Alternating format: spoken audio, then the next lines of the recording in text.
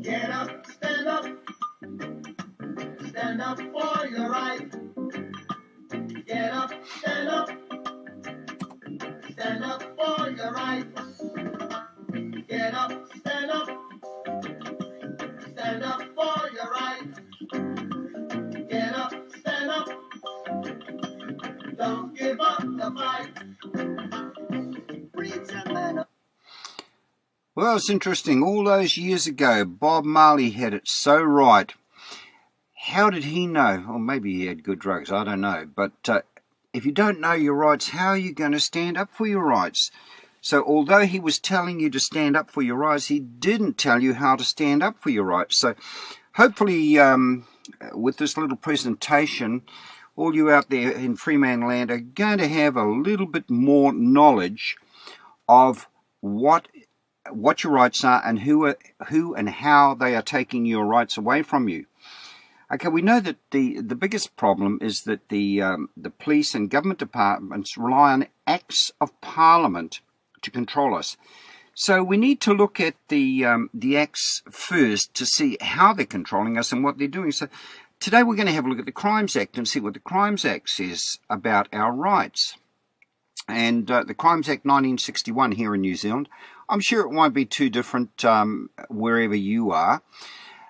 Okay, Section 9, offences not to be punishable except under New Zealand Acts. Yeah, well, that sounds about right. You would want to come under the own acts of your own land, would you not? Maybe not. No one shall be convicted of any offence at common law or of any offence against any act of the Act of Parliament of England or the Parliament of Great Britain or the Parliament of the United Kingdom. We're not worried about those, but that first one there that's highlighted in yellow, no one shall be convicted of any offence at common law. That's rather interesting, isn't it? Oh, nothing in this section shall limit or affect the power or authority of the House of Representatives or of any court to punish for contempt. I want you to hold that thought. Punish for contempt. Now we look at the people who most people don't have a lot of contact with unless they're driving around without licenses or doing silly things like that. So we'll have a look at the police site. Now, I would suggest you do the same in your country, wherever you are. But our one, it's a pretty fancy looking site. They've done a great job of it here. Now, unfortunately, I can't get the whole page. This page is bigger. So I'm going to flick over to the next page where the bottom of the page is there. And the first sentence there looks rather important. So I'll highlight it and read it to you. It's important for us to know what people of New Zealand think of our service. In New Zealand, we police by consent and cannot afford to lose the support of the people we serve. Did I read that right? In New Zealand, we police by consent. Well, that's what we are. It's so simple when you know your rights, isn't it? Number one, we cannot be charged with any crimes. Two, they can only do it with our consent. And three, they can only punish us for contempt. My goodness, they've got thousands and thousands of different charges in there, but they can only punish us for one of them, and that's for contempt. And they can only do it with our consent. Now, if you've seen any of my other videos, you'll know that name spelt in all capitals is a deceased estate and a corporation. And as a corporation, we can be taken to court, or the corporation can be taken to court, not us, only the corporation. So we've got to rebut the presumption that we are a corporation. But what they rely on is ignorance of the law is no excuse. Doesn't matter how ignorant they are, they can always duck out the back and go through another dozen law books, go online and check or ring someone up. But they are the controllers of us, and therefore it's only our ignorance of the law that they worry about. However, once you know your rights, we need to know a few simple facts, or they will force us into contract. Now, Everything that we do is about contract laws. So unless we know what contract law is and how they force us into the contract, we're going to come unstuck every time. So listen up. This is called the honor-dishonor principle. We must remain honorable at all times whenever they question us or send us an invitation to contract. Now, a lot of people are sending letters back. A lot of people are arguing, in making all sorts of outrageous claims, when all they have to do is learn this principle. Never remain silent, never argue, never agree with them without a condition. Now here's the reason. Silence, the state of a person who does not speak or one who refrains from speaking. Pure and simple silence cannot be considered as a consent to a contract, okay? Pure and simple silence cannot be considered as a consent to a contract, except in cases when the silent person is bound in good faith to explain himself, in which case silence gives consent. So if you remain silent when asked a question, you are giving consent, pure and simple. So never remain silent. Never argue. Now, down the bottom here, it says, the logicians define it more scientifically to be a means by which its connection between two extremes establishes a relation between them, or a relationship between them. Okay? So if we argue, we have a relationship with them. In other words, they have joined it, they have a contract. Okay, what we should always do is accept what they say upon them verifying in writing that what they claim is the truth. Now, they're not going to like that. But however, I always accept what they say is correct. But would you mind putting what you say in writing and signing it for me? They're not going to like that. They're going to try all sorts of excuses. No, we can't do that. So, well, would you mind withdrawing your outrageous claim?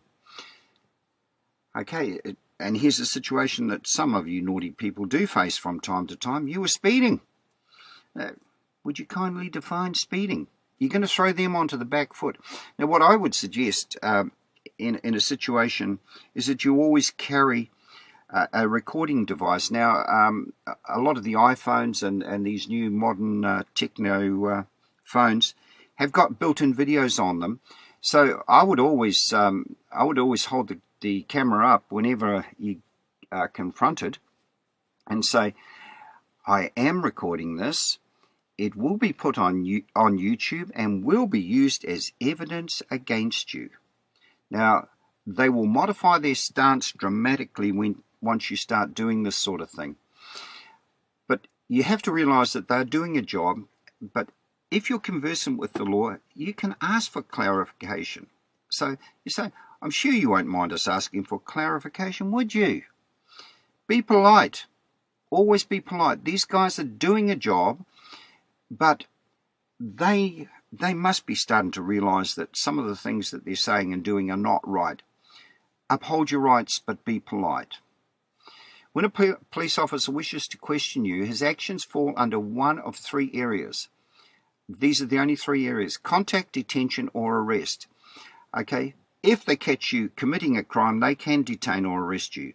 But the contact area is where most of us will come first.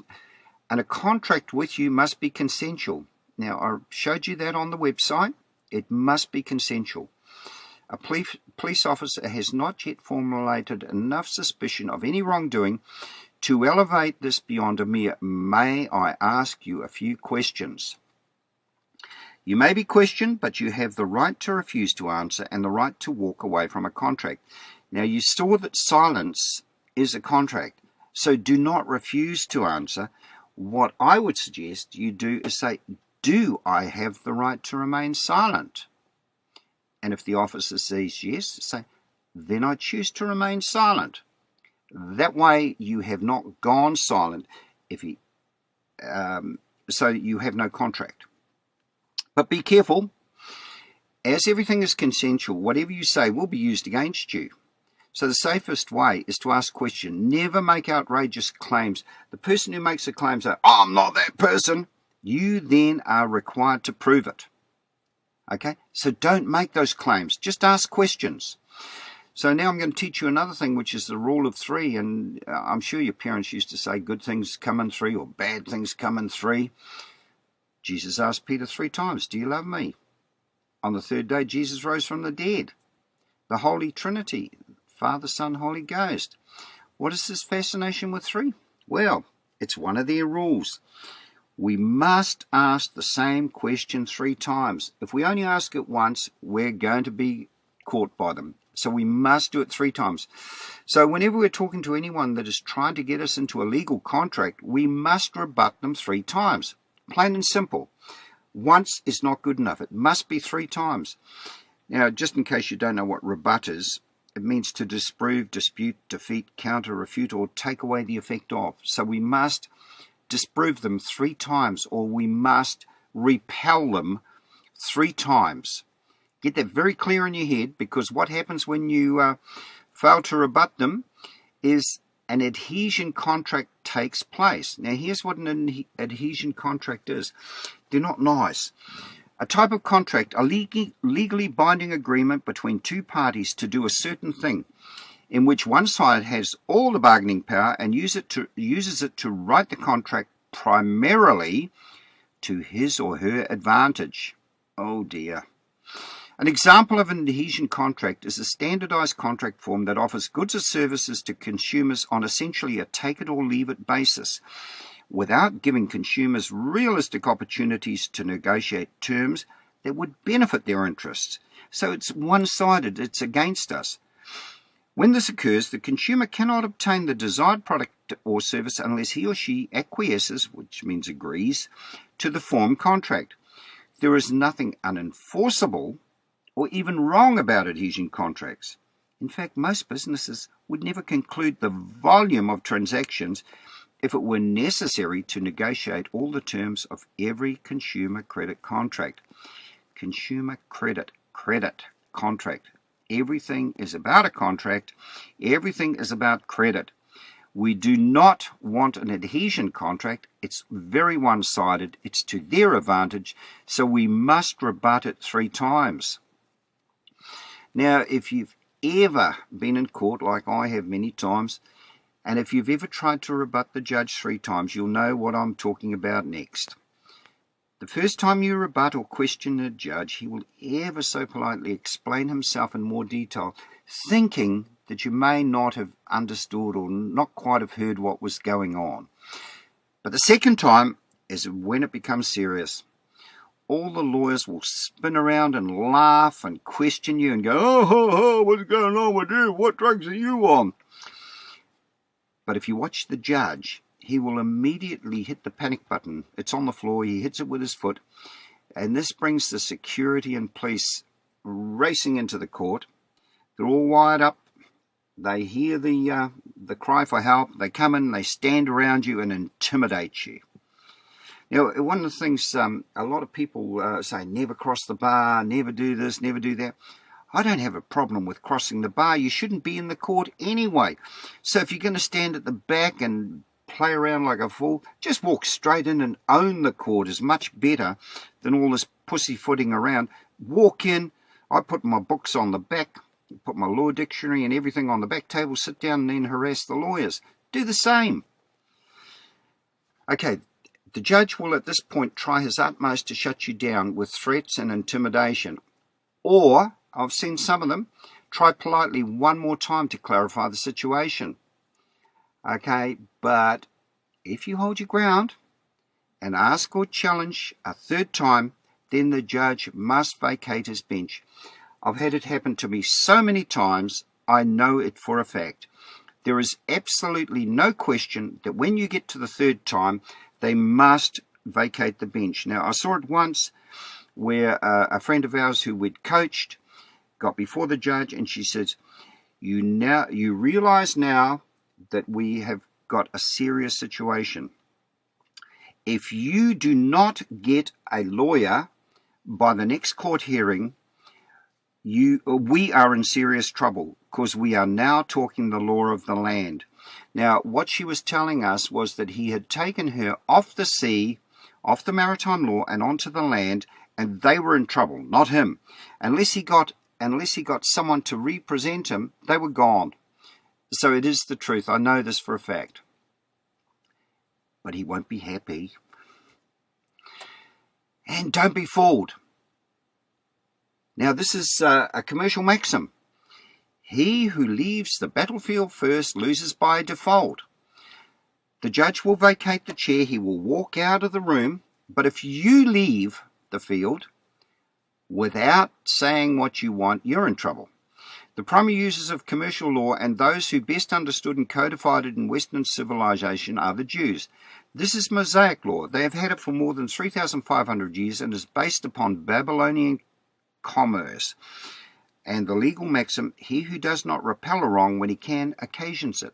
So it's important because now you are the court. And this is what you must do. You must say, he who leaves the field of battle first loses by default. And then you must follow up. For the record, case dismissed. And don't ever forget, if you don't know your rights, then you have no rights.